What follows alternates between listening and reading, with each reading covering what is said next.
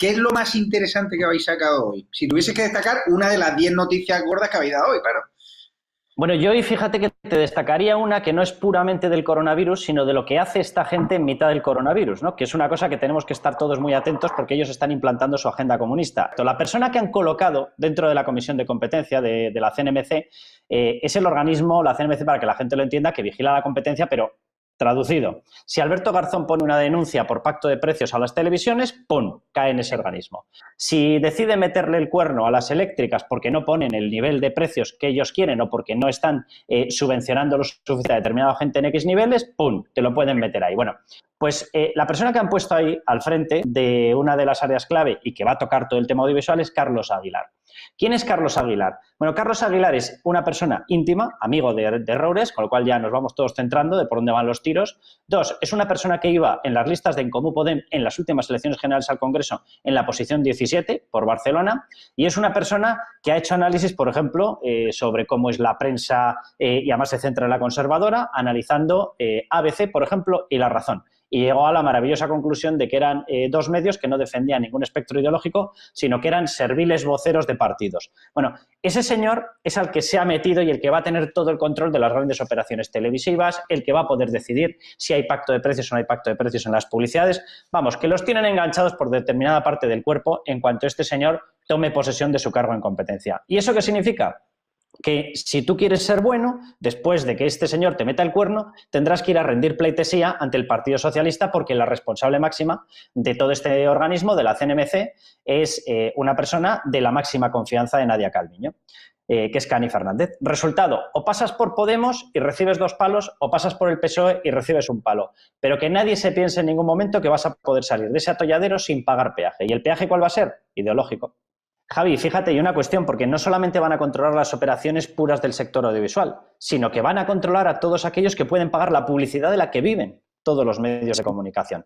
Porque las grandes energéticas, las grandes empresas de turismo, etcétera, también van a estar dentro de la órbita de actuación de la CNMC, también lo están. Claro, con una pequeña diferencia, que nos han plantado un señor de En Comú Podem que compartía lista con Gerardo Pisarello y con Jaume Asens. Es decir, es podemita, comunista, amigo de Roures, separatista, vamos, una bendición para la economía, lo digo con toda la ironía. Pues resulta que este hombre, ese guardia civil, el teniente coronel David Blanes, ha sido ascendido y es el sustituto de un hombre íntegro como el jefe de la Guardia Civil de Madrid, Pérez de los Cobos, que fue cesado por no querer cometer la ilegalidad que le pedía Marlaska, ¿no?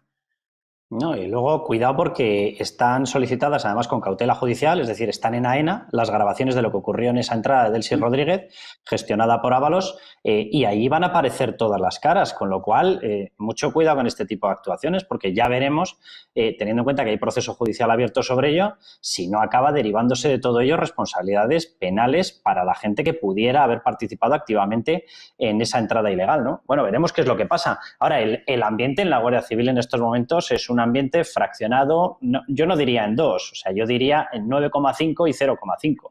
El 0,5, ¿cuál es la cuestión? Bueno, pues el 0,5 es determinada gente que no está haciendo lo que otros están haciendo por defender el cuerpo, y estoy pensando, por ejemplo, en el Guardia Civil, en el Cabo, que tiene incrustado Podemos como asesor de Marlaska, al cual se le ha regalado un sueldo de cuerpo 30, el señor Delgado, y que ha pasado directamente de eso, o sea, de ser un cabo de la Guardia Civil, cosa que es absolutamente honrosa, pero a vender el honor del cuerpo precisamente por obtener un sueldo mayor en ese cuerpo 30 en el que le han enchufado como asesor. Y esta persona, junto con Pablo Iglesias, está desafiando a todo el cuerpo.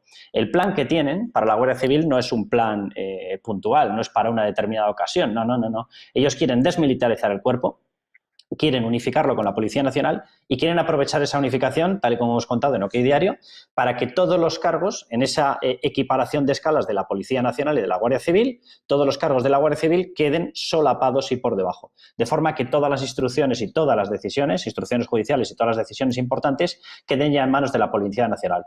¿Porque la Policía Nacional es peor cuerpo que la Guardia Civil? No van por ahí los tiros, pero ellos saben perfectamente que al tener una estructura puramente civil son más fácilmente presionables. Es decir, la capacidad que tiene un ministro, que tiene un presidente del gobierno o un vicepresidente comunista como Pablo Iglesias es muy superior para presionar en caso de que los tengas dentro de una estructura civil, que si ellos tienen los esquemas tradicionales de ascenso, no ascenso, etcétera, que son más objetivos, que son menos retocables por parte de los políticos, tal y como ocurre en el ejército. Entonces, cuidado porque la estrategia es una estrategia y eso lo sabe perfectamente el 95, el 97, el 99% del cuerpo.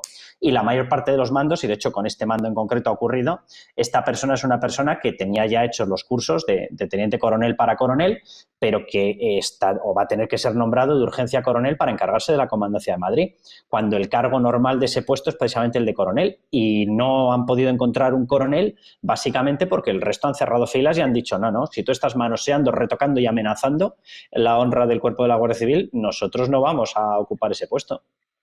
Sí, esto ya es una costumbre. O sea, Marlaska, por lo visto, en vez de intentar proteger a la población de un virus, y este gobierno, en vez de intentar proteger a toda la población de ese mismo virus y de una recesión económica, prefiere ir a por los periodistas que contamos lo que hay. Su gran obsesión en estos momentos es saber por qué hemos contado la verdad. Hombre, a lo mejor la gran pregunta sería cómo puede haber un cargo público cuya obsesión es saber por qué un periodista cuenta la verdad. Que mire a su prensa amiga que no deja de contar mentiras. Y así, oye, si quiere perseguir a alguien, desde luego a la prensa que no lo haga, pero si quiere perseguir algo, que persiga mentiras. Entonces, ¿qué es lo que les preocupa de todo lo que está saliendo y de todas las exclusivas que estamos dando? Vamos a ver, en esos informes se ve clarísimamente que Fernando Simón tuvo conocimiento de la gravedad del hecho directamente un 10 de febrero. Un 10 de febrero, o sea, es que ni siquiera fue en marzo. El 10 de febrero, según los informes de la Guardia Civil, estaba plenamente alertado Fernando Simón de lo que estaba ocurriendo. ¿Qué más se cuenta en ese informe? Se cuenta, por ejemplo, que para obtener los informes más habituales, cualquier tipo de documentación, tuvo que personarse la Guardia Civil en el despacho de Fernando Simón porque no se los daban. ¿Qué más hemos contado? Hemos contado que hubo llamadas secretas no grabadas, y es el protocolo oficial que tienen que hacer, que es llamar grabando las llamadas para que quede reflejado. Hubo llamadas de funcionarios de la delegación del gobierno para desconvocar otras manifestaciones. La de la Iglesia Evangélica, por supuesto, y otras que estaban a lo largo de esos días. ¿Cuál fue la única que no se tocó? La del 8M. La manifestación del 8M. ¿Por qué no se desconvocó? Por motivos obvios. Hubo actos políticos, efectivamente. ¿Por qué no se atrevían? Pues por el eco que iba a tener. Pero ellos querían como fuera y estuvieron desconvocando otros, como dijo Irene Montero en ese vídeo, porque sabían perfectamente que el coronavirus ya estaba en fase de contagio puro y lo que no querían era que eso afectase al desarrollo de su gran bandera política del feminismo radical.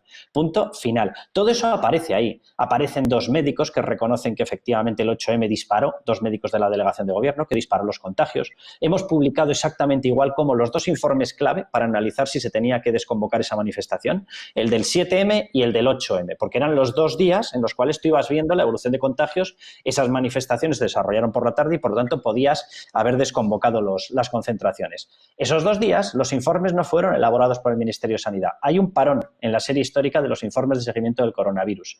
¿Qué es lo que hizo? ¿Quién hizo el informe? Solamente hay un autor esos días y ese autor es Seguridad Nacional, Presidencia del Gobierno. Es decir, los informes que le han enviado a Rodríguez Medel de los 2 días clave a la juez Rodríguez Medel son 2 informes elaborados por aquellos mismos que aparecen como responsables potenciales y apuntados por una querella.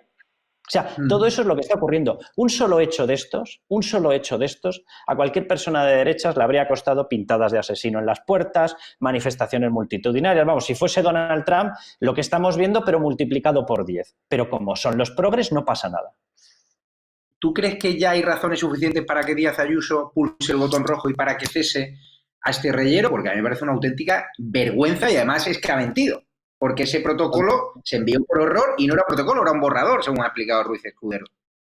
Efectivamente. Mira, la respuesta muy breve y directa, sí. ¿Cuál es el problema que tiene Isabel Díaz Ayuso?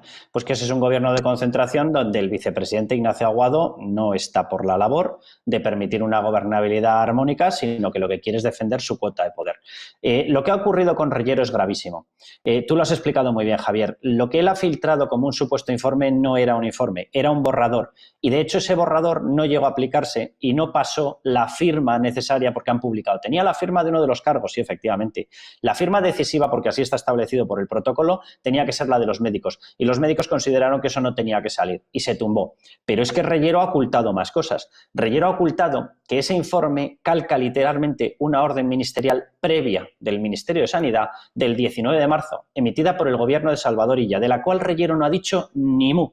Y en esa orden aparece tal cual que las personas mayores, en cuanto tengan cualquier síntoma respiratorio agudo, se tienen que quedar encerradas en las residencias. Eso no lo puso la Comunidad de Madrid, eso lo puso el Gobierno de España, el Ministerio de Sanidad. También ha ocultado que previo a esa orden ministerial hubo unas recomendaciones técnicas en un informe técnico del 5 de marzo, también del Ministerio de Sanidad, diciendo lo mismo que posteriormente se elevó a rango de fuerza de ley en esa orden ministerial. Todo eso lo ha ocultado. Todo eso lo ha ocultado, con lo cual la pregunta es obvia y teniendo en cuenta que además es la misma Consejería de Asuntos Sociales de la que partió esa información falsa de que estaba en un apartamento Isabel Díaz Ayuso porque se lo pagaba un empresario hotelero, Sara Sola, teniendo en cuenta que ha salido exactamente del mismo departamento y es uno de los grandes departamentos donde tiene su epicentro de fuerza Ciudadanos en la Comunidad de Madrid, la pregunta es ¿a qué juega Ciudadanos? Y yo fíjate que elevaría la apuesta de tu pregunta, Javier, y no solamente diría que Isabel Díaz Ayuso tiene todo el derecho del mundo, tendría que tenerlo a cesar a este señor.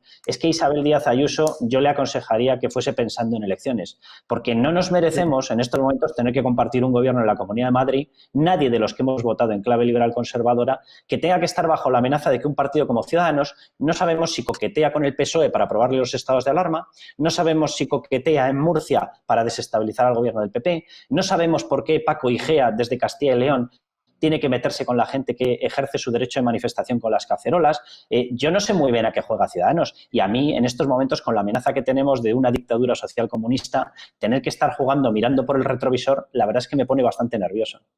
¿Tú crees que puede haber un pacto oculto con Pedro Sánchez para repartirse el poder o que Reyero es un verso suelto de Ciudadanos como han tratado de venderlo desde el entorno de Aguado?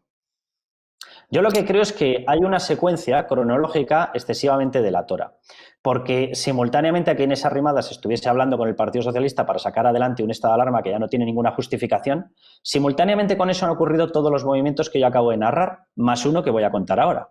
Y es que Inés Arrimadas tuvo un encuentro con Pablo Casado en el que le tranquilizó muchísimo y le dio garantías absolutas de permanencia en todos los gobiernos regionales porque la cosa iba muy bien. Y según lo dijo Inés Arrimadas, la cosa ha empezado a ir muy mal. Con lo cual yo, lo siento mucho, tengo todo el respeto por Inés Arrimadas, pero como de los políticos me fío menos que de un nublado, tengo que interpretar que le dijo eso precisamente para que se quedase desprotegido para los movimientos que iban a venir. Yo, sinceramente, creo que Ciudadanos ha perdido el hueco. Vox está ganando espectro y ha ocupado una derecha muy amplia. El PP está ganando espectro por el centro y la pregunta es obvia. Entonces, ¿qué hueco le queda a los 4 y el del tambor que quedan en Ciudadanos? Y, lógicamente, yo creo que ellos empiezan a mirar al centro-izquierda y están haciendo un reposicionamiento, cosa que es muy lícita, pero oiga, sin desestabilizar los gobiernos en los cuales manda un programa liberal conservador, porque Ciudadanos se presentó con un programa liberal conservador en Madrid. Juan Ramón Rayo ha tocado un tema que es la clave de por qué ellos piensan de esta manera, de por qué ellos odian al sector turístico, de por qué ellos odian a los emprendedores, como decía Víctor, y de por qué este señor se refiere con este desprecio a determinadas personas. Y es que para ellos, aquellas personas que se pagan su cazuela pasan a ser odiados. O sea, esto de las cacerolas, a ellos les fastidia que alguien que ha labrado su futuro, que ha construido su economía, que ha creado empleo, que ha generado una empresa, que esa empresa puede sobrevivir, les fastidia que salga a flote. Esa empresa, cualquier persona normal, medianamente sana, moralmente sana, medianamente inteligente, que pensase en la población, diría qué bendición tener más empresas, qué bendición tener más emprendedores y más empresarios, porque gracias a eso, sin gastarnos el presupuesto público, que sale de esa misma gente a los que yo digo que voy a beneficiar y por lo tanto los estoy esquilmando, sin necesidad de robarles ese dinero, consigo que este país tenga prosperidad y tenga riqueza. Eso lo diría cualquier persona sana moralmente e inteligente. Pero cuando pasamos a la capa de los odiadores, donde se encuentra Pablo Iglesias, donde se encuentra esta gente, donde se encuentra, por cierto, el secretario general del Partido Comunista, que por debajo de Pachi López forma parte como número 2 de esa comisión de reconstrucción. Meto un paréntesis, si alguno de ustedes quieren quebrar algo seguro, metan un comunista dentro. O sea, no se preocupen que no quedarán, pero ni las limaduras. Bueno, pues lo que le pasa a toda esta gente es que quieren una economía subsidiada. Ellos no es que estén dudando de si tenemos que ayudar más al emprendedor, si tenemos que ayudar más a la gran empresa. No. Ellos quieren que ninguno de ellos salga a flote. Ellos quieren que todos dependan de ellos, porque es su disculpa para esquilmar a la población. Porque les fastidia que la gente tenga una determinada independencia patrimonial, porque si tú tienes independencia patrimonial, no dependes de sus políticas y eres libre. Eso es lo que les fastidia. A ellos les fastidia cualquier persona que se sienta y además ejecute esa libertad. Por eso les fastidian las cacerolas. Por eso permanentemente han intentado dar la imagen de que las cacerolas eran poco menos que una cosa exclusivamente de Núñez de Balboa y de los pijos. No, señores míos. O sea, la libertad hay mucha gente que la adora. De hecho, yo lo he contado en alguna ocasión, la estructura mía familiar y de ingresos familiares es una estructura más reducida que la estructura de ingresos familiares que tuvo Pablo Iglesias. ¿Cuál es la diferencia? Yo he salido a flote sin tener que esquilmar a nadie, yo he salido a flote sin tener que ir predicando el odio hacia la gente y él, sin embargo, para mantener su casoplón, él ha tenido que demostrar y dar lecciones permanentes de odio hacia los demás. Esa es la diferencia. Los demás creemos nuestro patrimonio simplemente esforzándonos, trabajando y formándonos. Él no. Sí. Él genera su patrimonio en base a esquilmar a los demás. El 24 de marzo fue exactamente 5 días después de que él anunciase que tenía el mando único y supervisión sobre todas las comunidades autónomas en materia de residencias. Este documento nosotros lo hemos obtenido ahora. Él, evidentemente, lo tenía que tener antes y él no le puso freno, porque son sus aliados políticos. Aliados políticos como esbirros con los cuales pactan alianzas en determinados sitios para llegar al poder y aliados en la destrucción de la Constitución y de los principios de la transición y de la unidad de España. Es decir, son muy aliados políticos. Y en ese documento se puede leer abiertamente, sin ningún tipo de matiz, mayores de 80 años no aplicar ventilación. Es decir, no aplicar respiradores. Y además describe un tipo de máscara, que es una mascarilla pequeñita que tiene aquí debajo una bolsita para respirar, pero sin ningún tipo de asistencia mecánica. Algo que no puede salvar en determinadas situaciones cuando está requerido ese tipo de lo que todos llamamos comúnmente respirador. Y eso se dijo así para mayores de 80 años. Por debajo de 75, por debajo de 80 años y por encima de 75, en la franja 75-80, también se hizo esa exigencia para aquellas personas que tuviesen problemas crónicos. Además, se añadía una explicación de que había que cribar la gente que accedía a respiradores dependiendo de las esperanzas de vida reales que se observasen al entrar. Vamos, traducido, que si entrabas muy mal, fuera el respirador. Y directamente lo que tú has comentado, Javier, para mayores de 80 años, sin miramientos, no se aplica respiración con ventilador. En España hay una cosa que es muy clara. La culpa siempre es de Isabel Díaz Ayuso, la culpa siempre es de Vox, la culpa siempre es del PP, la culpa siempre es de la foto de las Azores y la culpa siempre es de Aznar. O sea, en España ya estamos acostumbrados determinadas personas a escuchar sistemáticamente este tipo de tonterías, ¿no? O sea, al final la culpa la tiene aquel que adopta medidas que van en contra de la población. No traer test ¿es beneficioso para la población o es malo? Es malo. Por lo tanto, esos son culpables. ¿No traer mascarillas para los sanitarios es bueno o es malo? Es malo, ¿verdad? Vale, pues el que no las trae es culpable. ¿Aplicar un sistema fiscal basado en la expropiación de recursos cuando más lo necesitan las empresas para mantener los empleos es bueno o es malo para España? Es malo, ¿verdad? Bueno, pues los que lo aplican son culpables. O sea, vamos a dejarnos ya de tonterías de etiquetas y vamos a ver qué hace cada uno y qué resultado tienen esas acciones para España. ¿Son malas para España? Bueno, pues lo siento muchísimo, entonces ellos son los culpables. Vamos a ver, la cuestión es puramente descriptiva, es lo que está regulándose en estos momentos, pero es verdad que son unas incongruencias brutales, ¿no? Por ejemplo, hay otra noticia que llevamos en la que resulta que se va a permitir que se reabra con una determinada ocupación, cosa que me parece bien, me parece perfecto, en las plazas de toros que puedan tener una cierta capacidad de público. Pero, sin embargo, para los partidos de fútbol no. Ha ocurrido lo mismo con la regulación que han hecho, por ejemplo, para actos religiosos, muchas romerías de las fiestas de los pueblos, etcétera, misas de las que se hacen en ermitas, etcétera, que se hacen al aire libre. Bueno, pues durante determinadas fases han estado prohibidas, pero, sin embargo, si era una concentración de menos de 30 personas para escuchar a un grupo musical, sí que estaba permitido.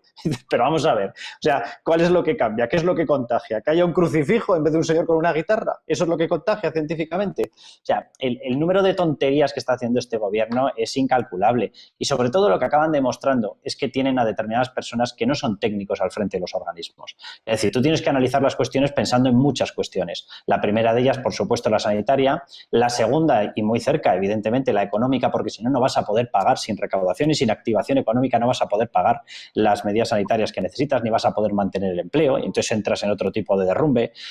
Tienes que tener en cuenta todos esos factores para determinar un determinado escenario en el cual puedas ir saliendo de esta situación de confinamiento sin que haya problemas. Pero claro, ¿cuál es la diferencia entre una plaza de toros y un campo de fútbol? Que me la explique Fernando Simón.